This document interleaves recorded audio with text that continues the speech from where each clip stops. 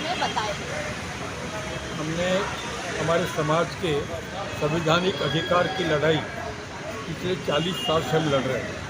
जब तक कांग्रेस की सरकार थी इसके पहले हमें कभी ये सहूलियत मिली, कभी नहीं मिली, लेकिन किसी को नौकरी से निकालने तक तो बात नहीं गई।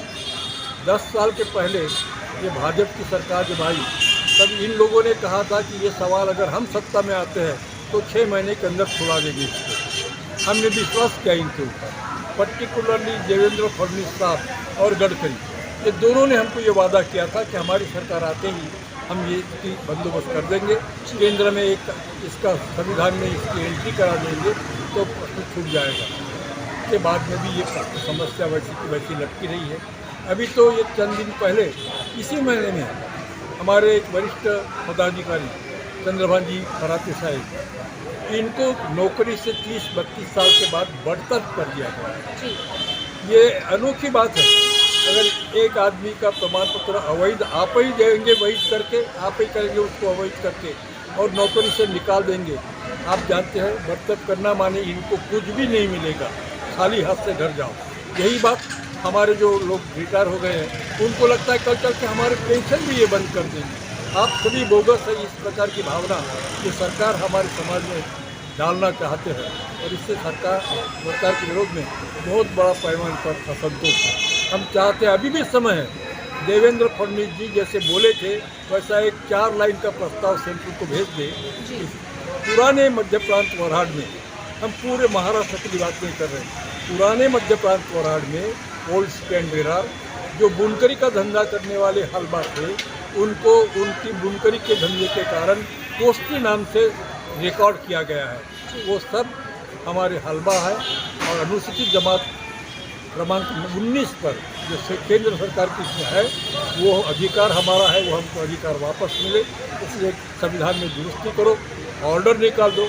जहाँ हाईकोर्ट ने बोला है, अभी पिछले महीने में ऑर्डर निकली हाईकोर्ट की कि वह बुनकरी का धंधा करने वाले कोष्टी जो शब्द है ये व्यवसाय, ये जात नहीं है, इनकी जात हलवा है, उसको अमल में ला दो, बात खत्म होगी।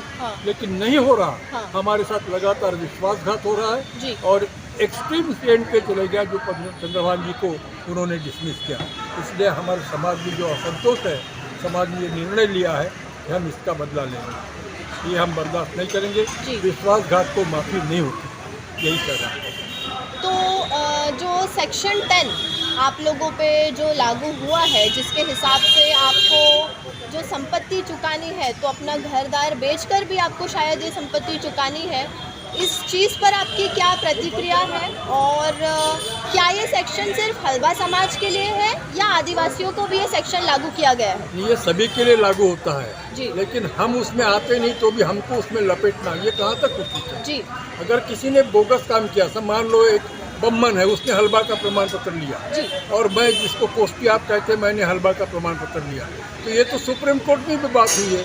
सरकार के जो धरछोड़ी की बात है, कभी हलवा मानो कभी हलवा मत मानो, उसका मैं शिकार बन रहा हूँ। मैं उसमें कैसे आऊँगा? ये सेक्शन 10 का बात कर रहा है। वो बम्मन जिसने हलवा का अगर प्रमाण पत्र लिया वो उसमें आएगा, तो ये हमको ज़बरदस्ती उसमें विक्टिम बना के हमारे समाज को बर्बाद करने का षड्यंत्र ये भाजपा के लोग कर रहे हैं। ये हमारा राय है। गडकरी जी ने आपके साथ विश्वासघात किया, जो आपने प्रेस कॉन्फ्रेंस में कहा, तो किस तरीके का विश्वासघात आपके साथ गडकरी जी ने किया है, ये आप बताना चाहेंगे? एक गलत बात है, हमने गडकरी ने विश्वासघात किया नहीं बोल रहे। ये सत्ता पक्ष की जो पॉलिसी है, जो सरकार में बैठे, ये सरकार की जो पॉलिसी है, ये हमारे साथ में खामोखाम विश्वासघात है। गडकरी तो हमसे बहुत मीठी मीठी बात करते हैं, हमने उनके ही घर में खाना खाए, उनके घर में रहे वहाँ पर दिल्ली में, हमारे साथ में अच्छे रिलेशन है, कोई पर्सनल दुश्मनी नहीं है। लेकिन जो उनके पॉलिटिकल डिसीजंस है वो हमारे खिलाफ है। हमारी बाजू सत्य होने के बाद में हमको बोगस कहना और हमारे साथ में ऐसा खिलवाड़ करना, तो हमारी फैमिली बर्बाद हो जाएगी। जैसे मैंने कहा, एक आदमी को फांसी दो तो वो आदमी मरता है, लेकिन आदमी को डिसमिस करो तो उसका परिवार मरता है। तो ये कहाँ तक हम सहन करेंगे? इसलिए वैयक्तिक गडकरी या फडणवीस से हमारी कोई दुश्मनी नहीं है। इनकी जो नीति है हमको बर्बाद करने की, ये सरकार की नीति जो है उसके खिलाफ हमारा असंतोष है।